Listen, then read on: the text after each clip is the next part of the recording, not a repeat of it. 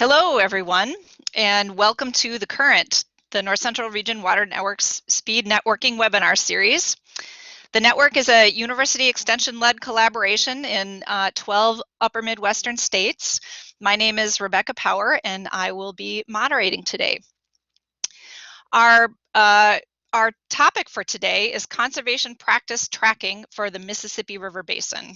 And I'm really excited about this topic and excited about our presenters, the efforts in the Mississippi River Basin to really link what's happening at the local watershed scale all the way up through the states and to the very end of the pipe in the Gulf of Mexico have really been strong, and we get to hear a little bit more about progress being made in measuring progress today. Before we introduce our presenters, a few notes to participants about the way these sessions work. So we have 3 presenters that'll be presenting for about 10 minutes each. And after that, there will be a dedicated question and answer session following the last presentation. While you're listening to the presentations, please submit your questions for the presenters in the chat box, and you can access that chat box in the lower right-hand corner of your screen. There's a little call-out balloon there, and that's where you can submit your questions. For those of you that are joining as participants, there is a phone-in option that can be accessed by opening up the session menu in the upper left area of the webinar screen, and you just select use your phone for audio.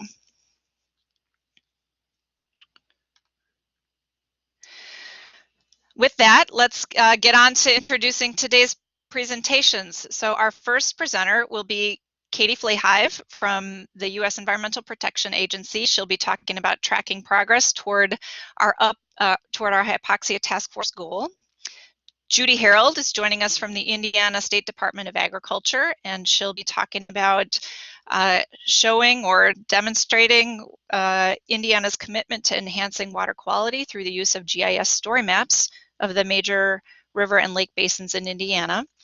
And then finally, Reid Christiansen at the University of Illinois will be talking about regional scale conservation practice tracking.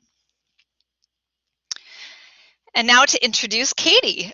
Katie is an agricultural engineer with the Clean Water Act Section 319 NonPoint Source Management Program at EPA, and she works with many different partners from the federal all the way down to the local level, from the public and private sector, and she is the federal co-chair of the Hypoxia Task Force Coordinating Committee.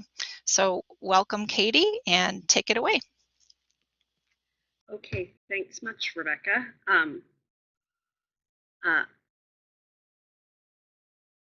My slides look like they might be a little funky to you all, so we'll just see as we go through today if there's any problems. I will be able to make these available to anyone if you have any desire for that. Perhaps, Rebecca, you guys might do that as well. I know that this will be recorded and archived, but you can also just email me directly for copies of my slides. So first, I just want to start with a little bit of background about the Hypoxia Task Force. We were formed in the late 1990s as an outcome of the 1998 Harmful Algal Bloom and Hypoxia Research Control Act.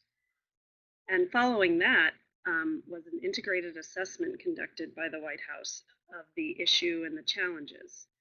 From that, the task force formed and adopted a first action plan in 2001. And this was based on the goal to reduce the size of the hypoxic zone that forms each summer in the northern Gulf of Mexico to the west of the Mississippi River. The focus was to reduce nitrogen loadings from the Mississippi River and Atchafalaya Basin, otherwise, as we call it, the MARB.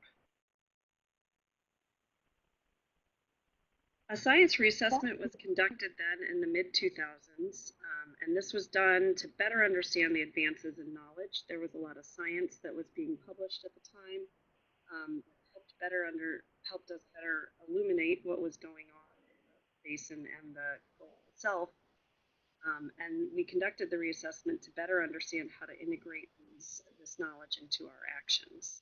Hey, Task Katie, I'm force. just going to break in for a second and say, just make sure to keep speaking into your mic because you're fading out a little bit. Okay, sorry about that. Okay, so after the reassessment, the task force then in 2008 agreed to a revised action plan that called for a dual nutrient reduction strategy of both nitrogen and phosphorus. And really, the cornerstone of the 2008 action plan was the agreement for state level nutrient reduction strategies to be used as the blueprint to success to meet the goal. And recently, the task force reiterated this goal and adopted an interim target. I'll talk a little bit about that shortly. The task force and its coordinating committee, which I am a member of, and Julie as well, is a partnership of 5 federal agencies, 12 states, and we have a tribal representative. The states are represented by one of either the agriculture, the environmental quality, or the natural resource agency in the state. EPA is the federal co-chair and Iowa is the state co-chair. The way we see it is this variety and collection of agencies across a strong cross-section of water quality,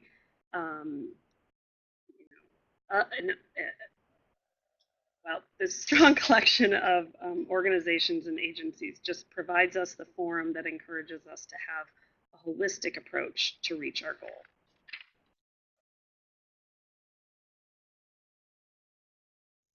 To better understand the sources of nitrogen and phosphorus across this vast MARB, we look to larger regional scale model outputs, such as those from the USGS supported Sparrow model and the USDA supported SWAP model, as well as those models that each individual state uses. But here I'm just presenting the most recent Sparrow output information. This confirms our understanding that approximately 85% of the nitrogen and phosphorus loads come from non-point sources in the MARB. And what we understand and know is that these nutrients feed large algal blooms that in turn cause the hypoxic, an area of low oxygen, to form in the bottom waters of the Gulf of Mexico each summer. So from our understanding of the science from the integrated assessment and the reassessment, our goal is a 45% reduction in total nitrogen and in total phosphorus loads flowing into the Gulf of Mexico to reduce the hypoxic zone to a 5-year running average of less than 5,000 square kilometers. Our interim target is a 20% nutrient load reduction by the year 2025, and we consider this our milestone towards our achieving the 45% nutrient reduction goal in 2035. The current focus of the task force is fourfold. We are intent on supporting states as they implement their nutrient reduction strategies, tracking progress towards our goal and communicating our success, and working to build and leverage partnerships across the MARB. Here on this slide, you see the small priority watersheds that states have identified as areas of important opportunity to them. This is where we are collectively looking to engage with all watershed and agricultural professional practitioners and stakeholders to implement the state strategies. Engaging with the state land-grant institutions has proved to be an excellent partnership, and a multi-state committee has formed to fill in the gaps to move implementation forward. I'll talk a little bit more about that shortly, as well as our very recent 2017 report to Congress.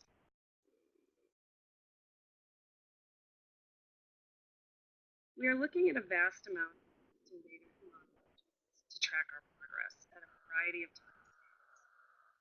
This webinar today is focused on the non-point source biennial loads. And this point is shown in the circle chart there to the right of the circle chart, tools to track our progress.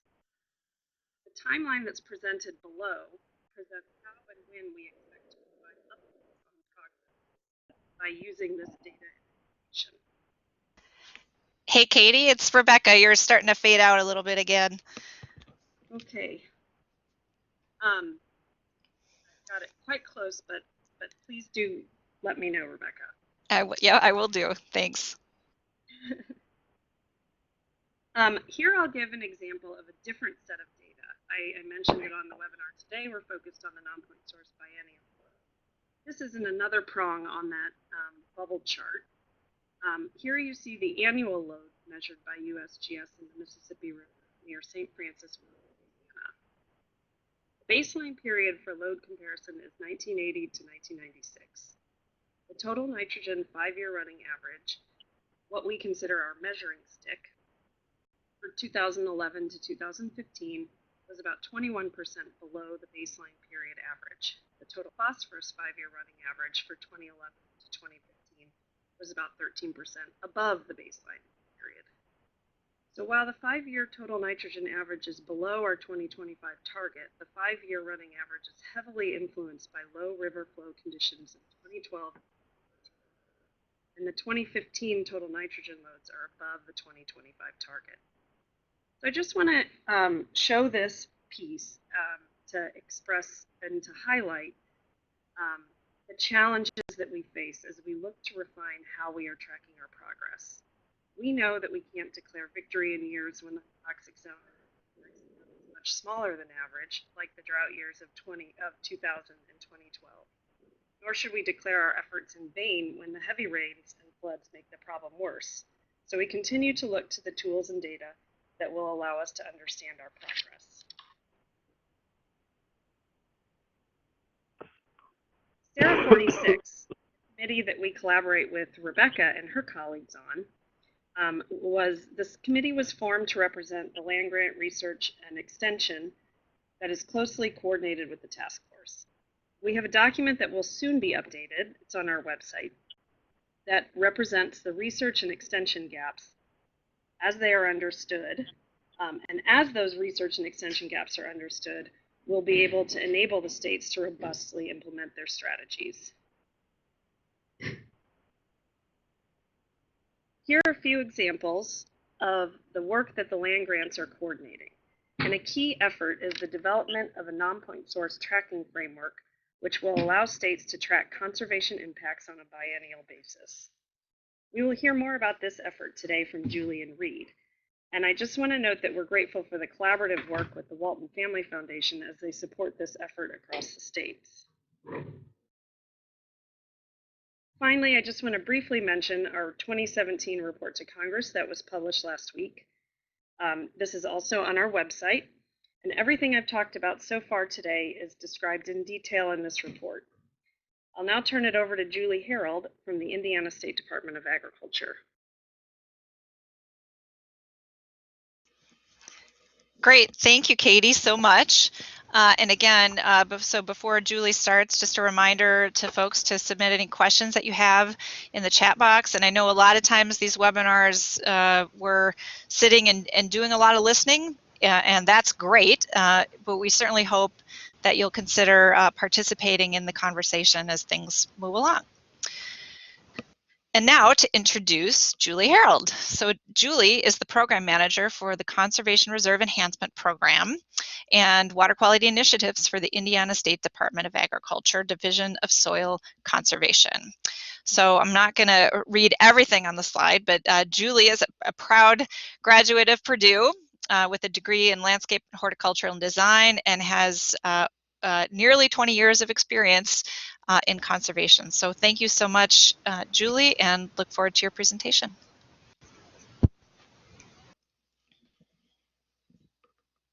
Okay, can everybody hear me now? Yes, sounds great. Okay, good. Okay, I just wanted to start out, talking about, through this presentation, I will be talking about how Indiana tracks, how we track our nutrient load reductions from the BMPs that are installed on the ground, why we are tracking them and how we track the results. And then I'm going to show or highlight how we use GIS Story Maps to tell the story of that conservation in Indiana.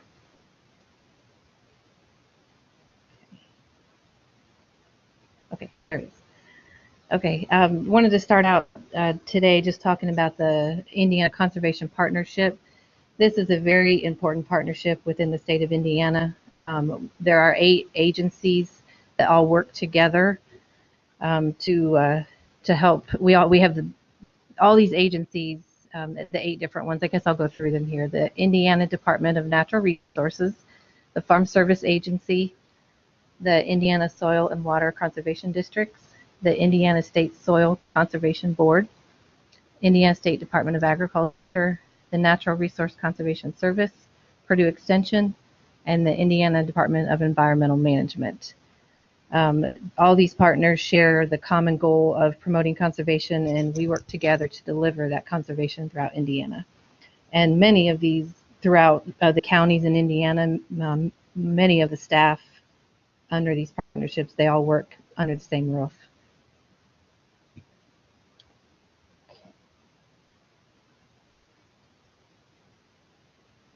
Okay, transition to the next slide.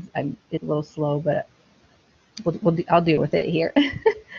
Now, why we track reductions in the state. Back in 2013, the individual, local, state, and federal agencies, when working together, we determined that we were lacking a collaborative watershed or statewide focus on how we are showing the impact of the conservation practices and the impact of what that is making on water quality. So to measure that impact, we use a particular model. I'll go into further detail about that in just a little bit, but basically we track our reductions in order to set benchmarks and conservation goals. It helps us to provide accountability to our partners and to the public, and it demonstrates what ag does well in Indiana. Because of this tracking that we have done for the last few years, Indiana has become a national leader in tracking the impacts and telling the story of conservation.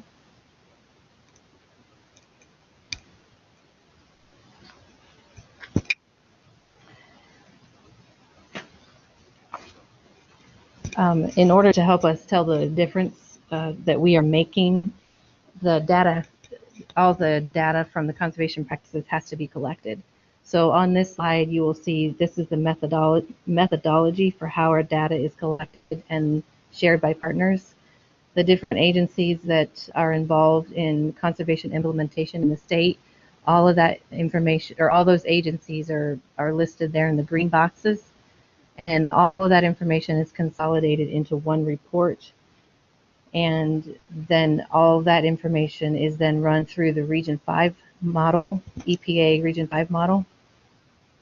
And I'll go into further detail about that here in the next slide. But basically, I just wanted to show you that this is a methodology by how we work.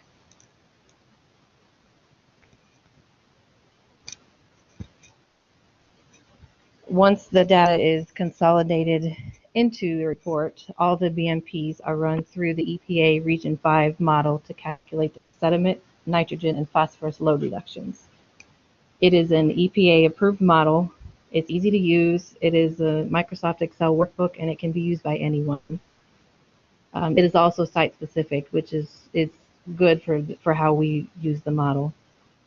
The nutrient load reductions that are calculated for the phosphorus and nitrogen are through this Region 5 model are those that are only tied directly to sediment.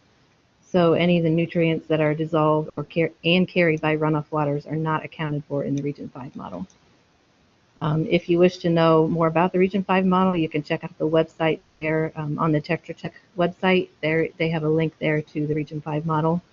And then back in 2014, I completed or did a Region 5 model webinar that just explains how that model is used.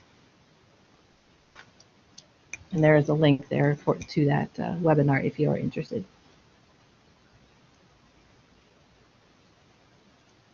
There it goes. On this slide, you'll see the 3 maps that show the results of the sediment, nitrogen, and phosphorus load reductions that we get from the use of the Region 5 model. This shows the reductions from all the assisted practices that are run through the model. And what I mean by assisted practices is all the conservation partnership staff in the state that works on a particular practice with a landowner. That practice, if it is a practice that deals with erosion that can be tied to sediment, then we run that practice through the Region 5 model. It does not include the many unassisted practices that are designed and installed solely by a private landowner without ICP assistance. The website here at the bottom of the slide will take you to a website that shows all the ICP partnership accomplishment reports for the past few years when we've been doing these.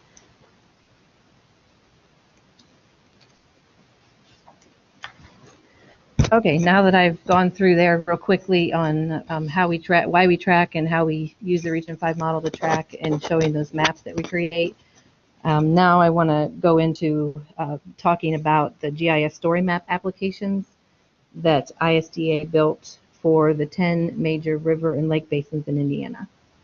Just give you a little bit of background how we got started in this. In 2016, in early 2016, we began building a story map for the Western Lake Erie Basin watershed in Indiana, and this was based off of the problem with the drinking water problem in Lake Erie back in late 2015. We went ahead and built a story map for the Western Lake Erie Basin to get information out about what Indiana was doing and how we were going to be helping that issue that was in Lake Erie.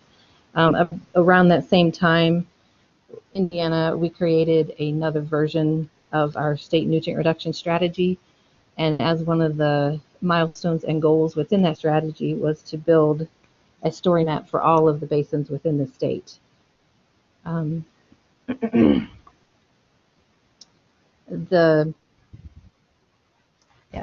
Sorry. So we decided to build a story map for each of the basins to help make our strategy more interactive and help us to tell the story of conservation in Indiana. So these basins that we built the story maps off of are based on the Indiana Department of Environmental Management, their water quality monitoring program. The link on the slide here the link to the story maps is located right here at this link. Feel free to go there if you want as I speak. I will not be using a web connection today to go through these story maps as I didn't want the connection in the webinar to be slowed down. So I'm just going to try to go through each of these slides here on the presentation and explain them the best that I can. But like I said, feel free to use that link to follow along if you'd wish. When you click on that link to the page, it will go to the picture that you see here. It will show a map of Indiana with the basins outlined. You just simply click on the watershed basin that you want to read about. And for today's example, I chose to talk about the Upper Wabash watershed, which is this pink one here that is outlined there. When you click on it, a pop-up will come up and you just click the button that says More Info. And when you do that, it will take you to this. On the story map itself, there are multiple tabs of information that's available to read. The first one here that's shown on the slide is the background tab. This gives information about the basin, such as the rivers, lakes, reservoirs, some history about the watershed or that basin, and it also gives information on land use. When you click on one of the sub-basins, there is a pop-up here that will show the breakdown of land use in that sub-basin. And also I will quickly explain too on this, there is, I don't know if you guys can see my cursor or not. I know I keep moving it around, but there in the top left corner of the map, there is a search button. And if a user is on this story map and they don't know exactly where they live and they want to know where they live, what county it is, and what basin they might be in, they click on that search button and enter their address and it will take them to that location.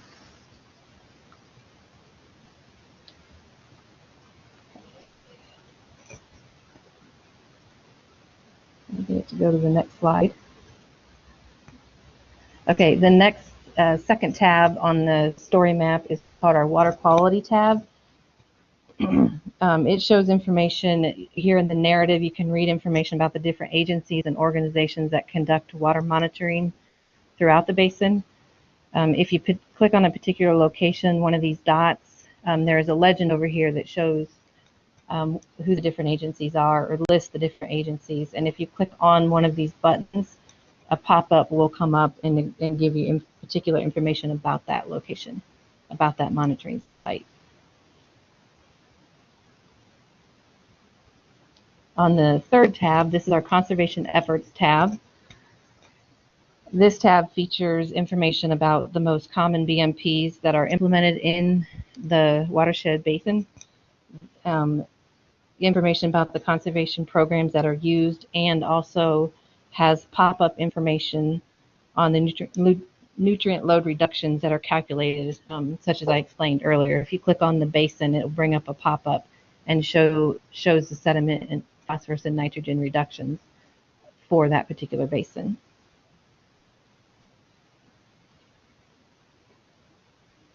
And the next slide, I just wanted to do a continuation of the Conservation Efforts tab. At the bottom of the narrative on the left-hand side, there, if you scroll down, there is information to kind of help you visualize what the sediment, nitrogen, and phosphorus load reductions look like.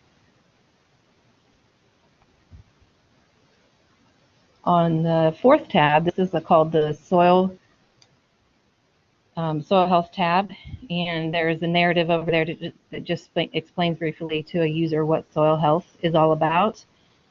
And if you click on a map on one of the counties within the watershed, it will bring up a pop-up of information from the cover crop and tillage transects that are done throughout the state in Indiana.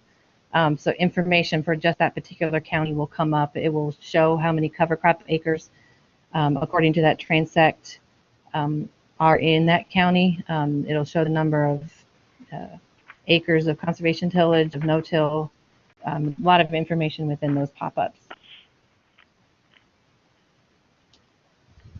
On the sixth tab, here we go, the sixth and seventh tab. The sixth one is about rural residents. This information, it gives information for rural residents on the conservation programs that are available. The pictures here highlights some of the practices that are done in the watershed. And then the narrative also gives information about the different watershed organizations that are located in the basin and how a user can get involved if they so choose.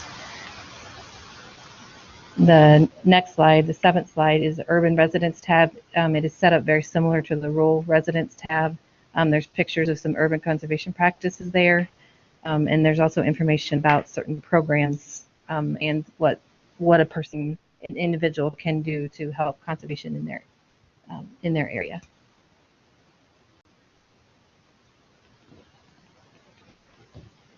The Education tab, this shows information about the different conservation educational opportunities in the basin.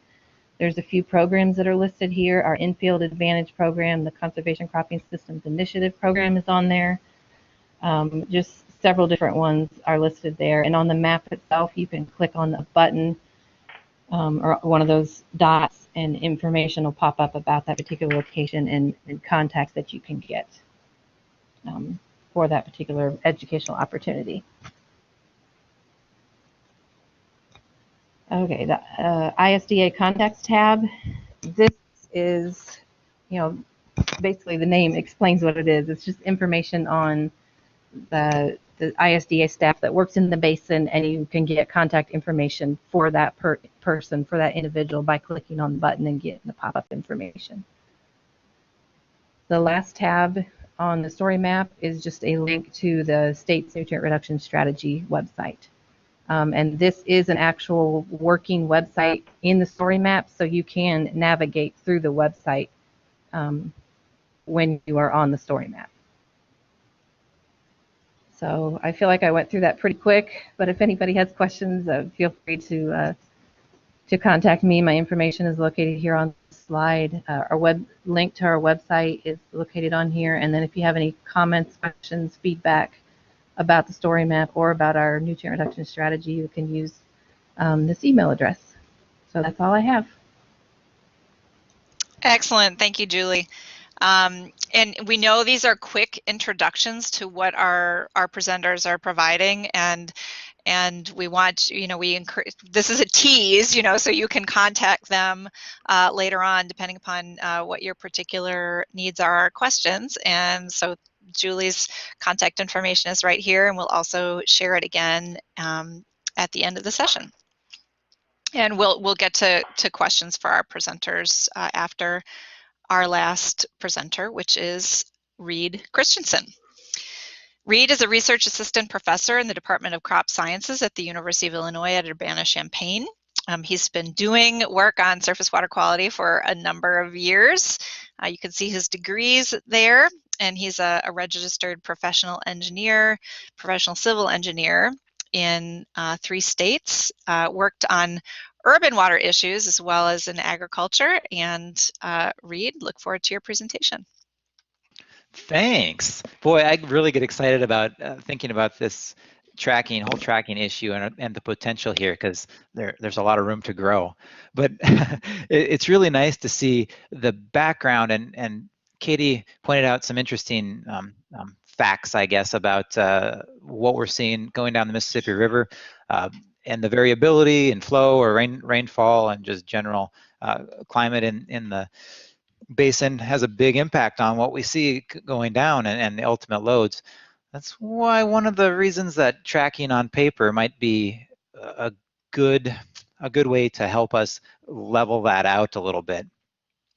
Also, I agree with the comment, Michael, your comment on there. The story maps from Indiana are awesome, and it's just a great way to deliver information to all the stakeholders involved, regardless of who those stakeholders are. What I'm talking about today, the regional scale conservation practice tracking, is really trying to bridge the gap between what each individual state is doing and ultimately where we want to go with aggregating and looking at conservation as a whole and the entire story from about everything we're doing on the landscape to impact water quality. I think Katie mentioned this, but this project is funded by Walton Family Foundation, and the leadership team for this project is a subgroup of Sarah 46, so I thank everybody involved on that front. So what are we talking about when we say regional scale conservation practice tracking? Well, yeah, kind of just like what Julie was saying, we want to add up all of the stuff we're doing. We want to try to figure out the number of pounds of nitrogen and phosphorus that are being reduced, and we want to look for areas that maybe we should focus on. Maybe there are some policy implications, or whatever the case may be. We don't know what we don't know until we start to dive into this and try to figure some of it out.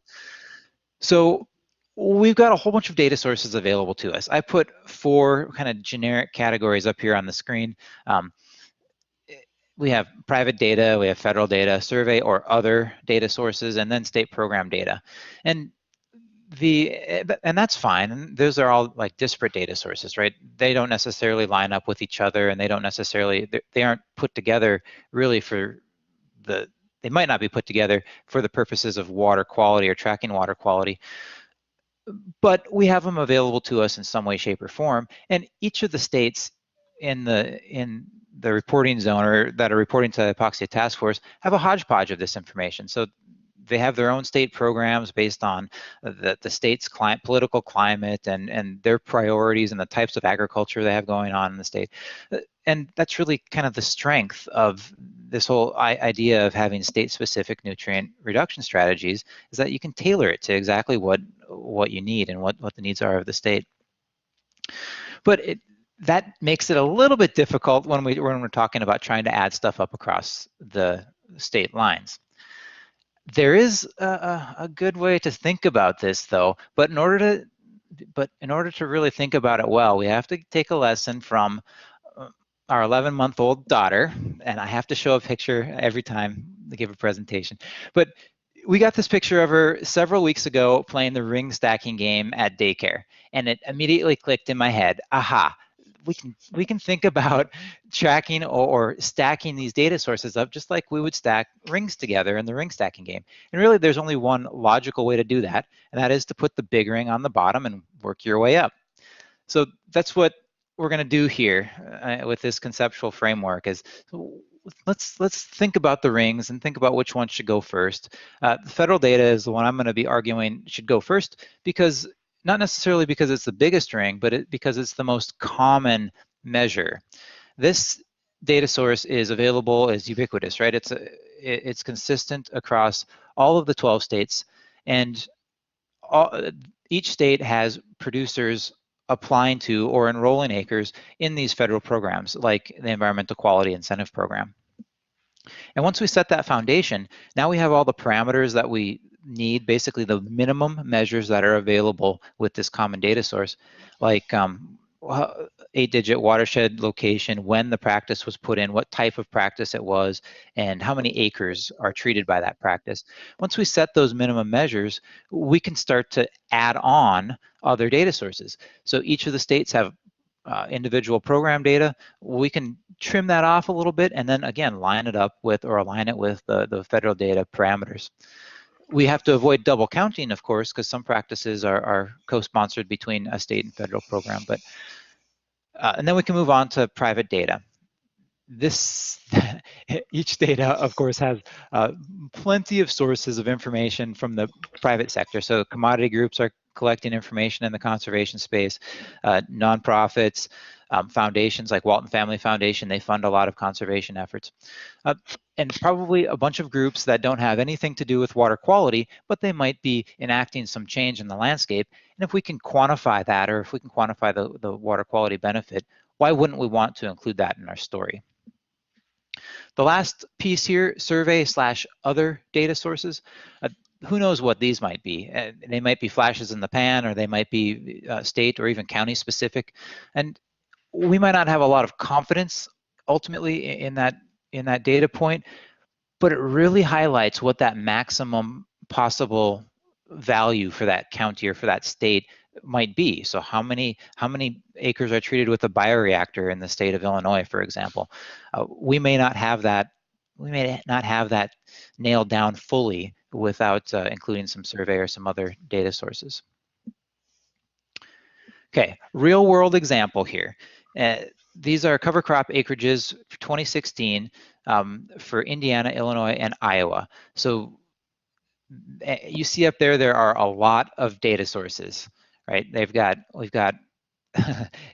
the Indiana State Department of Agriculture gave me some information. I've got some information from the Environmental Quality Incentive Program and the Illinois Nutrient Loss Reduction Strategy from the Iowa Nutrient Research Center and from Walton Family Foundation. There's a lot of information on the screen here just to make up those 3 columns. And if we wanted to, we could stop right here and say, yep, that's the end of the story, right? We have 200,000, just a little over 200,000 acres of cover crops in Indiana, less than 50,000 in Illinois, and about 500,000 in Iowa. But I don't think very many people would be happy with those numbers, because I don't feel like they really represent what's actually going on in the state.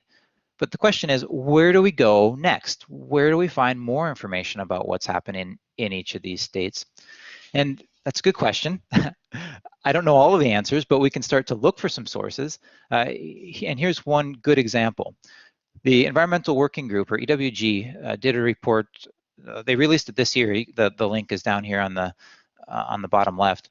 But looking at satellite imagery signatures of cover crop on corn and soybean ground in these 3 states. And they came back with 795,000 acres of cover crops in Indiana, which is a whole lot more than 200. And that, in my mind, is a much better story to tell. We basically have, 550,000 acres or so that are of cover crops that are being put in outside of any cost share program. So they're being put in by farmers for some other reason besides just cost share. But is this the end of the story, or is there more to it? Well, let's look for a different data source. In 2016, Indiana had a tillage transect survey done. Julie mentioned that during her presentation. Statewide, that came back at about 1.2 million acres of cover crops across the state. And that's a few more acres than what the Environmental Working Group found with their satellite imagery analysis. I'm not sure which is the right answer, or if the right answer is somewhere in the middle, but In a similar effort, or in a certain other survey effort in Illinois, the National Agricultural Statistics Service found about 1.1 million acres in Illinois, which again is much, much bigger than we would have expected using just our on-paper tracking. There are obviously questions surrounding this too. 1.1 million acres, 1.2 million acres. Are these numbers comparable? Are the two surveys comparable? Are these surveys just kind of flashes in the pan? So maybe it's a benchmark number for 2016, but we won't ever have this information again. Or, can we reproduce this year over year to look at trends, which trends are probably the most important part of what we're doing. So all questions that I'm kind of playing with right now. Had a couple more things for you. I looked at the top 5 practices from the Environmental Quality Incentive Program information in 2016. Indiana, which was one of our pilot states for this project, Indiana and Arkansas. The 2 practices here on top, cover crops and nutrient management, are very crop-centric, crop production-centric. But if we hop down and look at Arkansas, we see a stark difference in the types of conservation efforts that farmers are applying for or enrolling acres in Arkansas. So here we have irrigation pipeline, irrigation land leveling, and pumping plant. They're probably all related to irrigation, meaning we have what, 5, 10, $12 million going towards irrigation in Arkansas, which is an amazing shift in priority here as we move south a little bit. I really think this is a great opportunity for us to think about these practices and ask ourselves if we can tie or if we can quantify any water quality benefits associated with these activities. If we can, now we're bolstering our story of conservation, and if we can't, then let's cut those dollars out of our story and not talk about all of the money we're spending on water quality benefits, but we're not making any traction. Because maybe we're not spending all of that money directly on water quality because there are other priorities out there in the conservation space. With that, some discussion points to maybe pique somebody's interest or to get some juices flowing, but I'm done otherwise.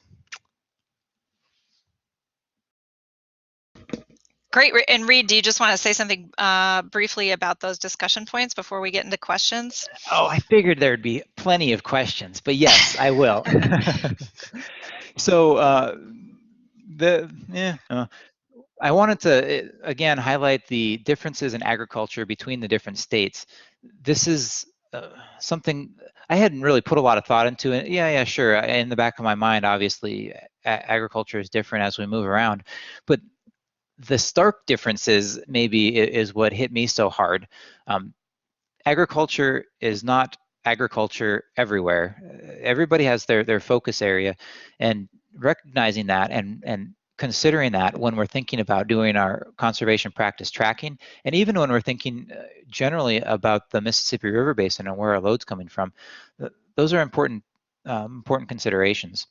That third item there, conservation or conversion to acres treated, is something that I think is interesting, but it's a bit of a challenge. So something like irrigation pipeline, though that practice is measured in linear feet, not acres treated. But if we want to get on the same page, we are going to have some either state level or watershed level kind of conversion from how many linear feet go into treating or irrigating 1 acre. So that might be a bit of a trick. And then, of course, not all conservation efforts are related to water, which is okay, but it's too bad since I really get into the water conservation piece. Thank you, Reid. I think that was helpful just to give us a little bit of more sense of what you're thinking about. So why don't we go ahead and get to questions? We had our first question was for Julie. Someone had a question about the EPA model, and they were curious why it doesn't include dissolved nutrients and why. Is it not possible, or have they been determined to be a smaller portion of the load for Indiana? Okay, get my microphone on here. No, the EPA model does not include that just because of the way that it's built. The equations that are in the background of that model deal with nitrogen and phosphorus conversions based on how much is in sediment. I don't know if I'm explaining that in a good way, but the model is just not built to handle to calculate the dissolved nutrients. So it is actually a project that we're working on. We're going to be working on in the next year on how we account for the dissolved nutrients. But currently, right now, the way that model is built, we cannot account for that. Thank you. And next question from Ed. Is Indiana tracking in-field BMPs such as the 4R nutrient management BMPs? Wow, there's a lot of questions popping up. Hold on a second. I'm trying to. Okay. Yeah, just go for the one from Ed first. Okay. Are they tracking the field BMPs such as for our nutrient management BMPs? Yeah. Well, if the landowner that is implementing those BMPs goes to a field office and works with either a district conservationist or soil and water conservation staff or an ISDA staff, then that work is being reported into our tracking system. And so, yes, the impacts from that are being tracked. If they are working through a private consultant like CCA or somebody who is certified through the 4R program, those at this time are not being tracked, but that is something that we hope to work towards tracking in the future. Excellent, thank you so much. And I just wanted to point out, Dennis Toddy has a comment about differences more in results probably than actual practice tracking, but just pointing out that there are different climate issues across the Midwest also, which in part leads to the different practices in addition to agricultural differences, but certainly also leads to differences in performance. And then we have a question from Perry Lindquist. Are any of the states attempting to map the location of individual practices / BMPs, such as manure storage? That's a really good question. I did hit a reply in there. I don't know about manure storage, but I do know that Iowa has a mapping effort underway right now. And there are probably a few on the webinar here that could comment on this a little bit better, but they're actually going through and digitizing all of the conservation efforts that they're basically able to find on the ground. And I know Minnesota also does a tracking / mapping effort with their state-funded conservation practices. So probably not getting into as much detail as you're asking about, Perry, but there are some semblance of mapping efforts going on. The main question I think that's popped up all over the place is what is that information going to be used for, and are there privacy issues associated with those efforts? So. Mm-hmm. Yeah, I can say in Indiana, as far as mapping the specific locations of individual BMPs, we do not do that in Indiana. We have the capability of doing it, but we don't do it because of privacy issues. And I know as far as manure storage, if there is any facility or operation that is regulated through the Indiana Department of Environmental Management, through the confined feeding operations program, then through that regulation that that plan that they have, they're required to include where their manure is being stored. Mm-hmm. Great, thank you. And just for everybody, when we record this webinar and make it available for later, all of the chat information does not get included. So that's why we're having those questions answered verbally. And certainly, please feel free to continue a conversation on in the chat box and respond to one another. But we won't be able to carry all that over. Thanks for the heads up, Rebecca. Yep, sure. So Lisa D says, you brought up the very real issue of double counting across these databases. How do you sort that out? Huge challenge, as we all know, when considering all the program funding across institutions. Yep. So this is a really good question to think about too. When individual states are looking through information they're collecting and tracking. So I know, Julie, you guys in Indiana do a great job on this because you basically categorize everything as you go. A lot of the private groups make notes of where other funding sources might be coming from. So Walton Family Foundation, for example, they put a lot of money into conservation efforts, but all of their grantees note where those monies were going and if there was any collaboration or use of federal programs alongside that. So I think there's probably some ways to at least thin out what might be double counted, but I don't know that we have a full and very good silver bullet for that. One of the challenges that you love to tackle, Reid, I know. Kaylee asks, and I'm curious, Kaylee, where you're working, if you want to let us know that, but you say we are working on tracking BMPs with our NRCS.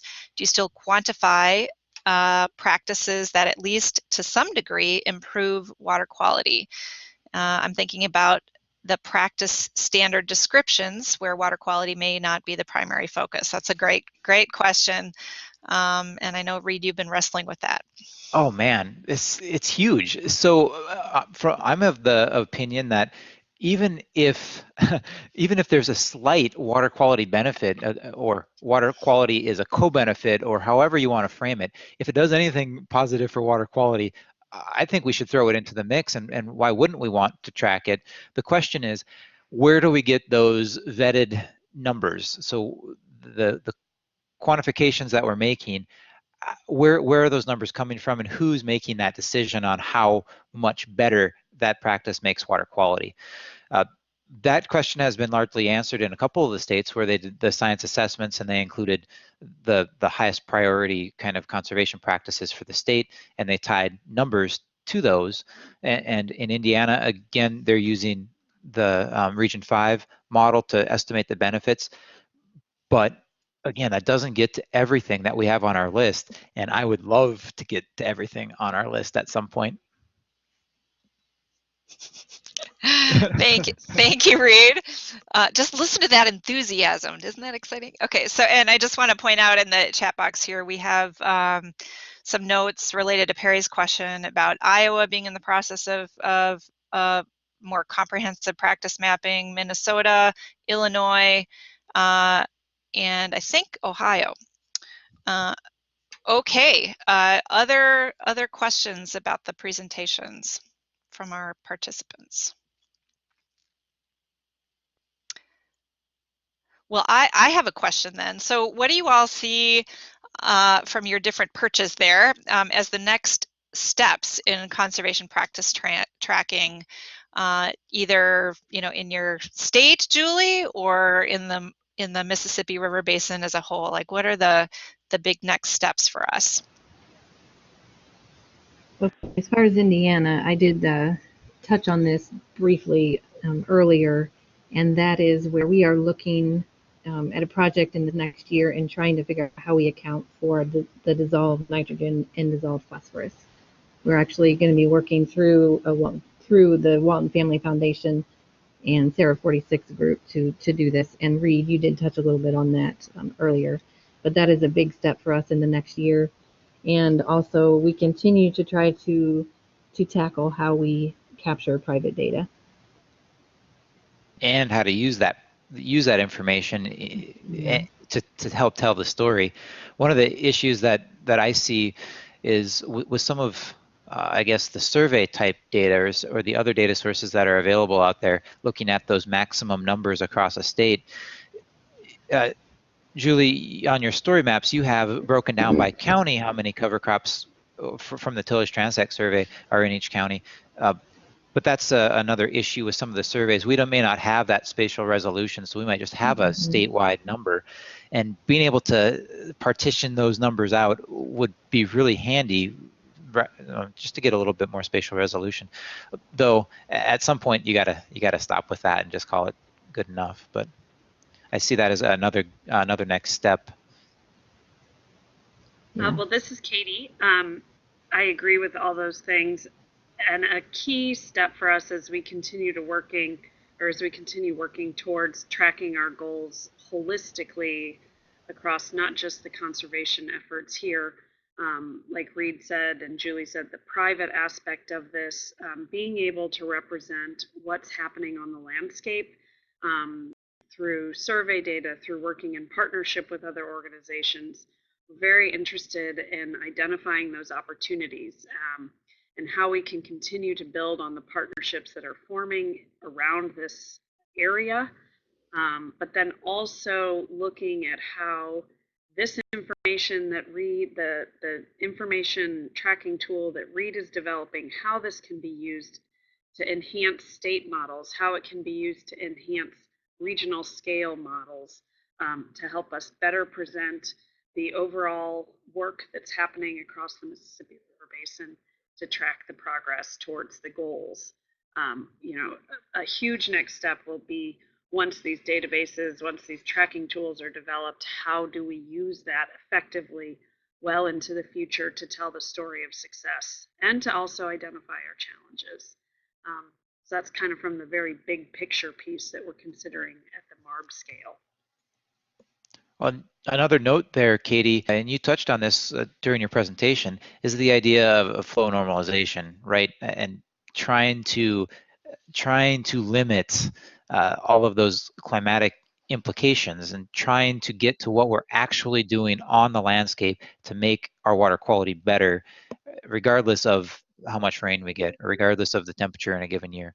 So I love that too, and I'm really glad you mentioned that. Yeah, that's right. And that is shortly described in the report to Congress, but we'll be expecting more on this in the next couple of months as we at the task force continue to talk about how to integrate additional metrics, such as in addition to the 5-year annual load, how do we integrate a tracking metric for flow normalized load in addition to that? Big questions that we're considering from a multi-metric perspective. Mm-hmm. Great, thank you. And you know, Reid, I think your presentation really highlighted a lot of opportunities potentially for people to participate in getting this job done in a way that works for everybody. Yeah. So, but in the meantime, you know, this is a kind of a pilot effort, and it's just been amazing the work that Reid, that you've put in, and Katie and Julie and Matt Lechtenberg in Iowa, and our friends in Arkansas, who some of them may be with us today, just helping us to develop these systems, and we're really looking forward to figuring out how to grow from there. So thank you all so much for excellent presentations, and obviously feel free, those of you on the line here, to contact our speakers with any questions or other comments or thoughts that you have about this work, and their contact information is here, right there, for you to take a look at and copy down if you would like. And then thank you all for all of you on the line for participating. And we'd like these to be conversations, and really appreciate the questions and the feedback that you're providing. This webinar will be archived both at northcentralwater.org and learn.extension.org. We do these sessions once a month. We will be taking a break for December, so happy holiday season. It's coming up quickly, and we will have our next webinar in January. We have not selected the topic yet, because we are going to be asking not only folks that are participants in our webinar series, but but all of the folks that we have in our North Central Region Water Network, we're going to be sending out a short survey asking you for feedback on topics for 2018, any feedback that you have on format, and even if you might be interested in presenting. So thanks again so much for being with us today, and look forward to hearing from you in 2018.